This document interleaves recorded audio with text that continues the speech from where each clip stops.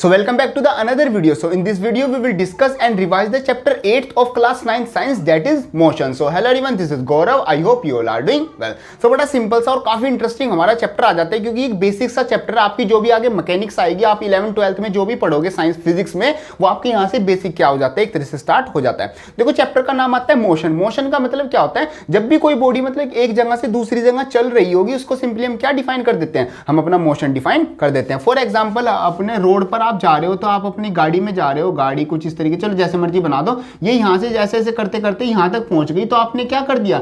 Simply motion कर दिया। ये आपका क्या हो गया? मोशन हो गया। लेकिन अगर आप यहीं पर क्वेश्चन दूसरा अराइज हो जाए, आप यहां से क्या यहां तक चले गए, ठीक है, आप यहां से यहां तक चले गए, आपने क्या किया? यहां पर क्या हुआ है? मोशन हुआ है, मतलब आपकी कार का क्या हुआ है? मोशन हुआ है। इधर भी आप यहां से यहां गए।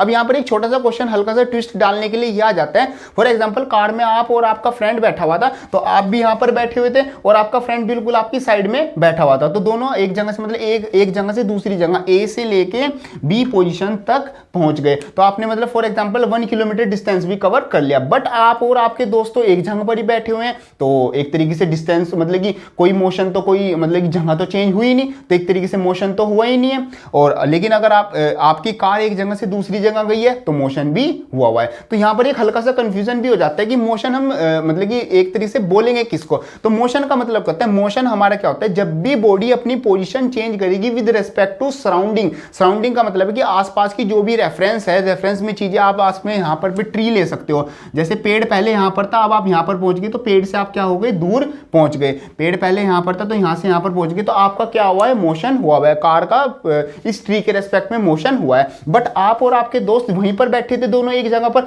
अगर दोनों आप एक दूसरे को देखोगे तो सेम जगह पर ही हो, तो आप और आपके दोस्त का आपस में रिलेटिवली कोई भी मोशन नहीं हुआ है। तो मोशन हमारा क्या होगा? एक रिलेटिव चीज होगी, जो कि किस चीज पर डिपेंड करेगी? आसपास की जो सराउंडिंग है, जो रिलेटिव चीज है, वो हमारी उस पर डिपेंड करेगी। तो मोशन की अगर सिंपल डेफिनेशन बनाए तो वो जाएगी, when object change its position with respect to surrounding और टाइम और सराउंडिंग के रेस्पेक्ट में अगर अपनी कोई पोजीशन चेंज करता है, तो उस चीज को वहां पर हमारा क्या होगा? मोशन होगा। ये हमारी सिंपल सी डेफिनेशन आ जाती है मोशन की। आई होप आपकी अच्छे से क्लियर होगी। चलो, जो हमारे मोशन होते हैं, यहां पर हम लिख देते हैं हेडिंग मोशन। मोशन का मतलब क्या हो गया?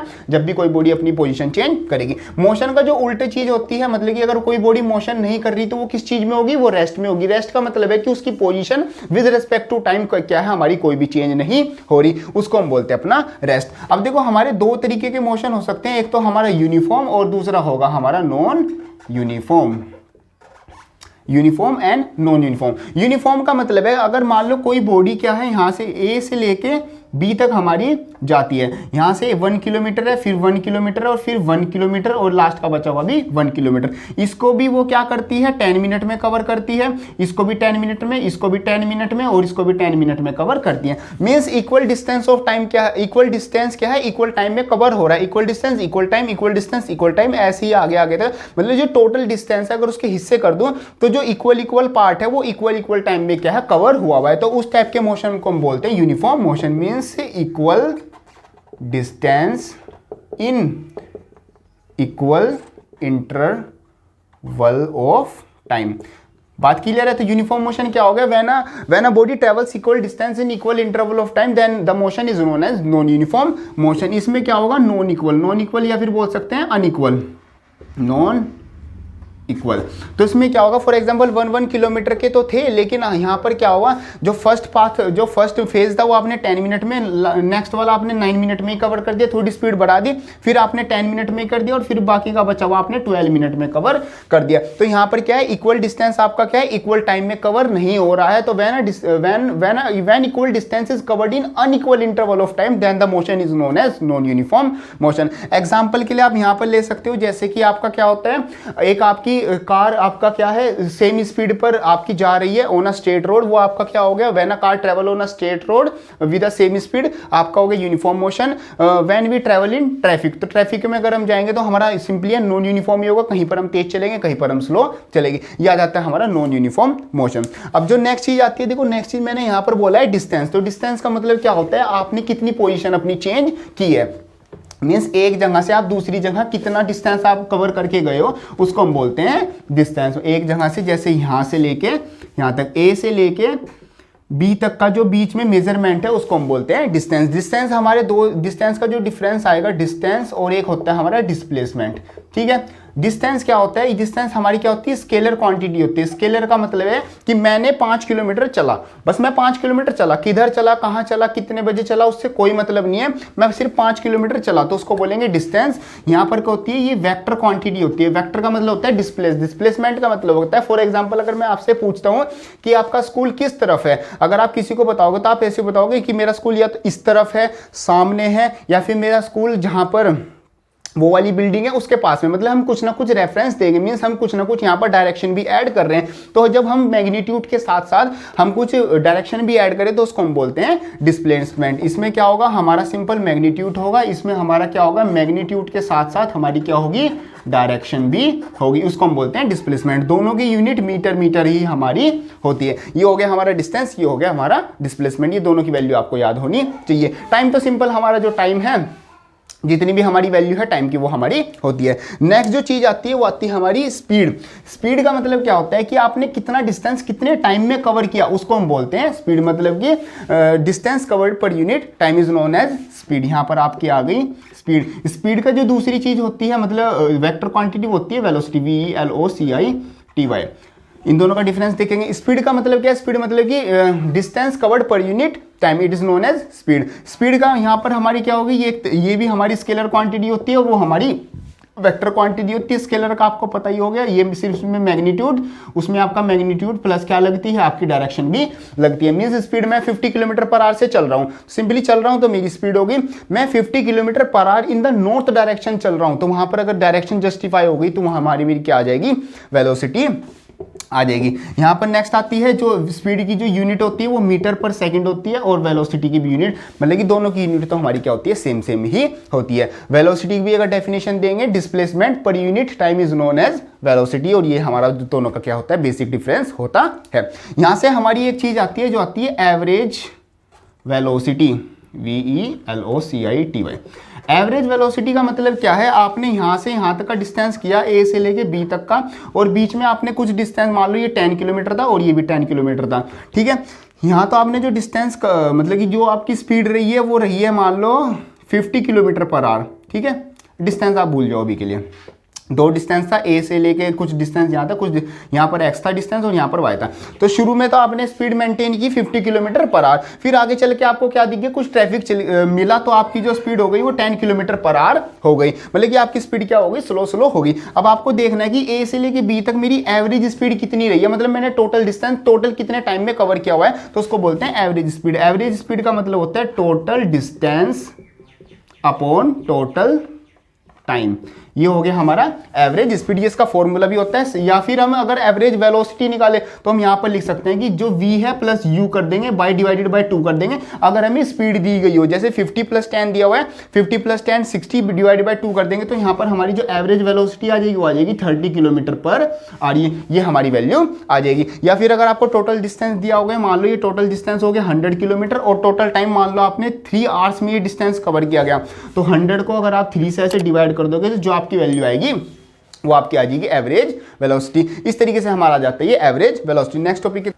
नेक्स्ट हमारा जो टॉपिक आता है वो आता है ग्राफिकल रिप्रेजेंटेशन ऑफ मोशन। देखो मोशन हमने देख लिया, वेलोसिटी, टाइम और डिस्प्लेसमेंट, इन तीनों से हम डिफाइन कर सकते हैं। तो इन तीनों की हेल्प से हम अपना, और ग्राफ की हेल्प से हम मोशन को डिफाइन कर सकते हैं। जैसे कि सबसे पहले आ जाता है हमारा डिस्टेंस टाइम ग्राफ। तो डिस्टेंस टाइम ग्राफ क्या होता है, हमारा एक्स एक्सिस पर हम टाइम लेते हैं और वाई एक्सिस पर हम क्या लेते हैं, डिस्टेंस लेते हैं। तो अगर हमारी बॉडी यूनिफॉर्मली चल रही है तो वो कुछ इस तरीके से हमारी चलेगी। ये हमारे टाइम के स्लॉट्स हो गए और ये हमारे क्या हो गए, डिस्टेंस के स्लॉट्स हो गए। कुछ इस तरीके से हमारे पास क्या आता है, डिस्टेंस टाइम का ग्राफ आता है। वाई एक्सिस पर डिस्टेंस और एक्स एक्सिस पर हमारा टाइम आता है। अगर हम कहीं पर भी वेलोसिटी निकालना चाहिए तो ये जो हमारा स्लोप होगा, ये जो हमारा स्लोप होता है, ये हमें क्या देता है, ये हमें वेलोसिटी की वैल्यू देता है।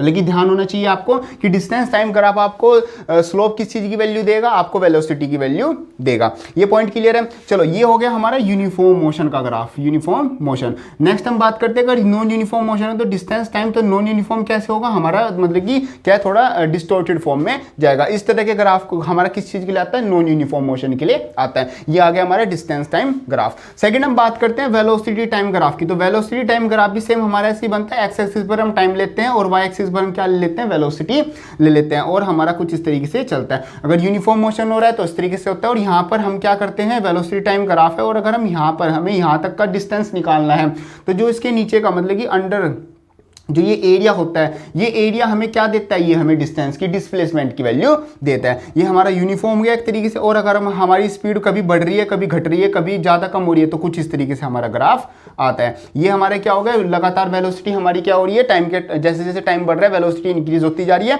इसमें वेलोसिटी पहले बढ़ी, फिर स्टेबल रही, फिर हमारी क्या बढ़ी, फिर कम हो गई, फिर क्या हो गई, बढ़ गई। और अगर हम अपना क्या स्टेबल वेलोसिटी का ग्राफ देखें तो हमारा कुछ इस तरीके से आएगा। इसमें हमारी क्या है, वेलोसिटी टाइम के रेस्पेक्ट में कोई भी चेंज नहीं हो रही है। अगर आप मान लो 10 किलोमीटर, ये 10 किलोमीटर पर आवर की वेलोसिटी थी, तो उसी से आप मतलब एक कांस्टेंट स्पीड से आप चलते जा रहे हो। कुछ इस तरीके से आप क्या जाते हैं, ग्राफ सिर्फ दो तरीके के हैं आपके पास, डिस्टेंस टाइम ग्राफ और velocity time graph. Distance time graph आपको वेलोसिटी देता है, वेलोसिटी टाइम ग्राफ आपको जो उसका एरिया होता है वो क्या देता है, वो आपको ये डिस्टेंस देता है, और जो इसका स्लोप होता है वो आपको एक तरीके से क्या देता है, एक्सीलरेशन देता है। तो ये पॉइंट आपको याद होने चाहिए। नेक्स्ट बात करते हैं हमारे, अब हमने ग्राफ देख लिए और हमने क्या देख लिया, हमने डिस्टेंस, स्पीड और टाइम और एक्सीलरेशन, ये हम सब चीजें हमने देख ली। एक बार हम एक्सीलरेशन को समझ लेते हैं, एक्सीलरेशन और क्लियर कर लेते हैं। देखो एक्सीलरेशन का मतलब होता है rate of change of speed, मतलब आपकी स्पीड किस रेट से चेंज हो रही है उसको हम बोलते हैं, मतलब कि चेंज इन वेलोसिटी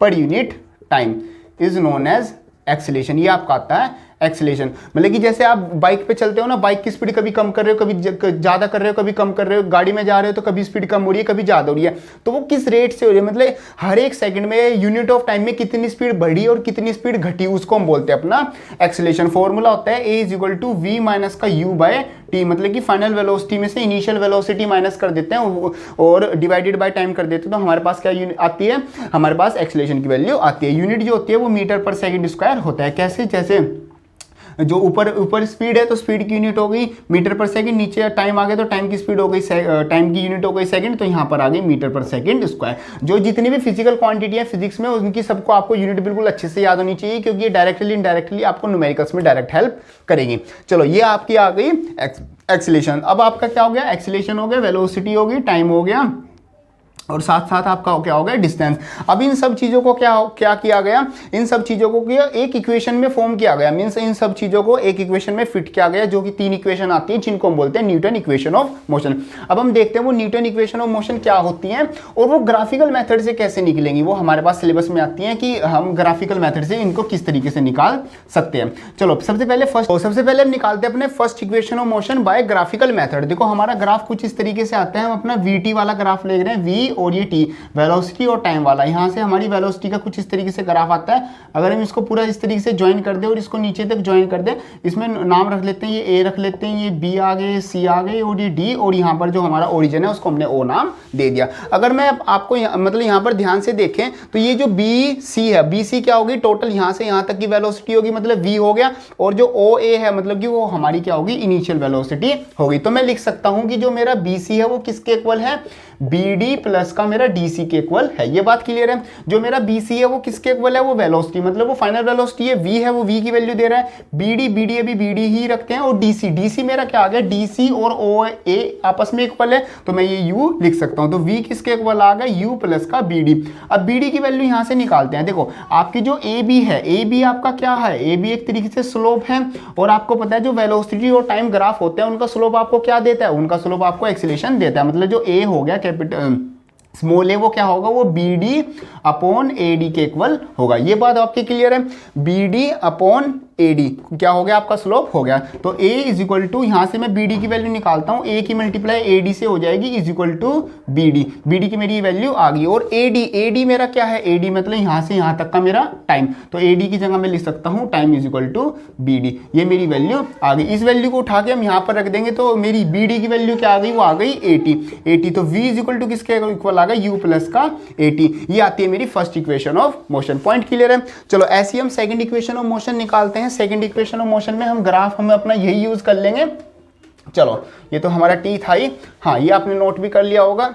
हाँ जी, सेकंड इक्वेशन ऑफ मोशन क्या है, वैसे जो तीनों इक्वेशन ऑफ मोशन है वो आपको बिल्कुल अच्छे से याद होनी चाहिए। सेकंड इक्वेशन ऑफ मोशन है S is equal to U T plus का हाफ ए टी स्क्वायर। ठीक है, देखो आपको पता है कि जो वी टी वाला ग्राफ होता है, यहाँ पर हम सेकंड की बात करें, सेकंड इक्वेशन ऑफ मोशन की, जो वी टी वाला ग्राफ होता है उसमें जो स्लोप होता है, स्लोप के नीचे का जो एरिया होता है वो आपको क्या देता है, वो टोटल डिस्टेंस की वैल्यू देता है। तो जो आपका डिस्टेंस हो गया वो किसके इक्वल हो गया, एरिया ऑफ आपका क्या होगा, ए ओ सी बी, मतलब कि ये पूरा जितना भी ये सारा है इसका एरिया। अब इसका एरिया मैं दो तरीके से निकाल सकता हूँ, ऊपर का मेरा क्या है ट्रायंगल है और नीचे का मेरा क्या है रेक्टेंगल है, दोनों का अलग निकाल सकते हैं। तो area of triangle A B D और प्लस एरिया किसका आ जाएगा, रेक्टेंगल कौन सा आ गया, ए डी सी ओ, इन दोनों का एरिया निकाल के अगर प्लस कर दूंगा तो मेरे पास क्या आ जाएगा, डिस्टेंस की वैल्यू आ जाएगी। डिस्टेंस को हम डिनोट करते हैं एस से, तो ऐसा आ गया। एरिया ऑफ एबीडी क्या होता है, हाफ इंटू बेस कितना है एडी और हाइट कितनी है बीडी। ठीक है, प्लस एरिया ऑफ रेक्टेंगल का एरिया क्या होता है, लेंथ इंटू ब्रेथ, लेंथ कितनी है मेरी एडी और ब्रेथ मेरी कितनी है ओ ए, ये मेरी वैल्यू आ गई। अब सबकी वैल्यू रख देते हैं, is equal to half into AD मेरा कितना है, वो मेरा टाइम है, इंटू बीडी की वैल्यू जैसे आपने पहले निकाल ली थी, जैसे स्लोप निकाला था वही हम रख लेंगे। बीडी किसके इक्वल था, जैसे मेरा जो ए है, ए किसके इक्वल होता था, वो बीडी अपॉन एडी के इक्वल होता था, और ए इंटू एडी कितना है, टाइम इज इक्वल टू मेरा बीडी आता था। इसकी वैल्यू हम यहाँ से डायरेक्ट लिख लेंगे, यहाँ से क्या आ जाएगी, ए टी प्लस का एडी कितना है, एडी मेरा टी है और ओ ए मेरा क्या है, यू मेरा आता है। इसको कंबाइंड फॉर्म में लिखेंगे तो एस इज इक्वल टू, इसको आगे ले आएंगे यू टी प्लस का ये आ जाएगा हाफ ए टी इंटू टी आ जाएगा टी स्क्वायर। ये आ जाती है मेरी third equation of motion, sorry second equation of motion. इस तरीके से हम इसको ग्राफिकल मेथड से निकाल सकते हैं। आप इसको ऐसे स्क्रीनशॉट भी ले सकते हैं, ये आपकी सिंपल सी चीज आ जाती है। अब बात करते हैं थर्ड इक्वेशन ऑफ मोशन की। थर्ड इक्वेशन ऑफ मोशन क्या होती है, पहले आप बताओ मेरे को, वो होती है हमारी, हाँ आप कमेंट बॉक्स में लिख सकते हैं अगर आपको पता है थर्ड इक्वेशन ऑफ मोशन, उसको कमेंट बॉक्स में लिख दो। चलो थर्ड इक्वेशन यहाँ पर थर्ड डाल देते। थर्ड इक्वेशन ऑफ मोशन होती है V square is equal to you square plus का 2as, वो मेरी वैल्यू आती है। अब देखो वो भी हम इसी के ग्राफ की हेल्प से निकालेंगे, v और t मतलब वेलोसिटी टाइम ग्राफ से। अब हम क्या करते हैं, हम डिस्टेंस निकाल लें, हम टोटल एरिया निकाल लें। अब टोटल एरिया में हम क्या ले लेते हैं, पूरा ये देखो ए ओ सी बी क्या बन रहा है, एक ट्रेपीजियम बन रहा है। तो इस ट्रेपीजियम का एरिया निकाल देते हैं। ट्रेपीजियम का एरिया क्या होता है, यस ट्रेपीजियम का जो एरिया होता है, area of A O C B, वो होता है half into sum of parallel sides into height. ठीक है, तो जो एरिया निकलेगा, एरिया हमें क्या देगा, एरिया हमें एक तरीके से डिस्टेंस देगा, तो डिस्टेंस को मैं एस लिख देता हूँ, half into sum of parallel sides कितना है, sum of parallel side A O और बी सी, तो ओ ए में क्या कर देंगे, बी सी क्या कर देंगे, प्लस कर देंगे, इनटू हाइट कितनी है, हाइट हमारी हो गई ये ए डी मेरी क्या हो गई, हाइट हो गई, ए डी कैपिटल आएगा डी। ठीक है, तो एस इज इक्वल टू ये आ गया मेरा हाफ इंटू ओ ए कितना है, ओ ए मेरा क्या है, यू है, तो यू लिख देंगे। बी सी एक तरीके से क्या है, यू प्लस का बी सी मेरा क्या है, BC टोटल BC हमारा पूरा V आ गया, तो मैंने V ऐसे लिख दिया, इंटू ए डी मेरा क्या हो गया, ए ओ डी, ए डी मेरा क्या हो गया, टाइम, ए डी वैल्यू थी ना हाइट, हाँ हाइट मेरी यही है, तो ए डी मेरी क्या आ गई, T की वैल्यू आ गई। तो S is equal to half into U plus का V। अभी देखो जो मैंने फर्स्ट इक्वेशन ऑफ मोशन निकाली थी, V is equal to U plus का ए टी, अगर मैं यहाँ से इसकी T की वैल्यू निकाल लूंगा तो V माइनस का U अपॉन ए आ जाएगा। यहाँ से हम अपना T की वैल्यू रख देते हैं, ये वाली वैल्यू तो ये आ जाएगा v माइनस का u अपॉन ए, ये मेरी वैल्यू आ गई। अब यहाँ पर देखो, यहाँ पर आइडेंटिटी लग गई a प्लस का b एंड a माइनस का b, तो क्या हो जाएगी, वो हो जाएगी a square minus b square. ठीक है, a plus b and a minus b identity होती है, a square plus b square is equal to a square minus b square की होती है a plus b a minus b, तो वो मैंने लगा दी और नीचे मेरा 2a एज इट इज आ गया। इसको हम अगर सही फॉर्म में लिखेंगे, v square as it is आ गई, 2a इधर आ गया, v square is equal to you square plus का 2as, ये मेरी क्या आ गई, थर्ड इक्वेशन ऑफ मोशन आ गई। तो इस तरीके से मेरी ग्राफिकल मेथड से क्या आ जाती है, तीनों इक्वेशन ऑफ मोशन को हम इस तरीके से रिप्रेजेंट कर सकते हैं। आगे बढ़ते हैं, आगे मेरा जो टॉपिक आता है वो आता है यूनिफॉर्म सर्कुलर मोशन। तो यूनिफॉर्म सर्कुलर मोशन का मतलब क्या होता है, जब भी बॉडी किसी क्या है यूनिफॉर्म एक सर्कुलर मोशन में रोटेट करेगी, उस टाइप के मोशन को हम बोलेंगे यूनिफॉर्म सर्कुलर मोशन। ये आ जाता है सर्कुलर मोशन। और बॉडी जब भी सर्कुलर मोशन करेगी वो हमेशा क्या होगा, एक्सीलरेटेड ही होगा। एक्सीलरेटेड क्यों होगा, क्योंकि उसमें लगातार मेरी क्या हो रही है, डायरेक्शन चेंज हो रही है। ये आ जाता है मेरा यूनिफॉर्म सर्कुलर मोशन। इसमें पॉइंट आपको क्या ध्यान रखने हैं कि जब भी बॉडी क्या सर्कुलर पाथ में रोटेट करेगी उसको बोलेंगे यूनिफॉर्म सर्कुलर मोशन। एंड आपका क्या है कि जो यूनिफॉर्म सर्कुलर मोशन होगा उसमें हमेशा क्या होगा, आपका एक्सीलरेशन होता रहेगा। ये सिंपल सा आपका टॉपिक आ जाता है। तो इस तरीके से आपका आ जाता है चैप्टर मोशन। तो आई होप आपके सभी टॉपिक्स बिल्कुल अच्छे से समझ में आ भी गए होंगे। और अभी भी इससे रिलेटेड आपका कोई डाउट आता है तो आप उसको कमेंट बॉक्स में लिख सकते हैं, या फिर मेरे को इंस्टाग्राम पे मैसेज, या जहां पर भी आप कॉन्टैक्ट में हो वहाँ पर मैसेज कर सकते हो। उस प्रॉब्लम का हम सॉल्यूशन वहाँ पर ले लेंगे। बाकी all the best for your examination. और आपके जो क्लासमेट्स हैं और आपके जो और भी दोस्त हैं उन सबको आप ये वीडियो शेयर कर देना, हो सकता है उनकी भी हेल्प हो जाए। और वीडियो को लाइक जरूर कर देना अगर हेल्पफुल लगे तो, और अपनी जो फीडबैक है वो कमेंट बॉक्स में लिख देना। मिलते हैं अपनी नेक्स्ट वीडियो में, तब तक के लिए थैंक यू।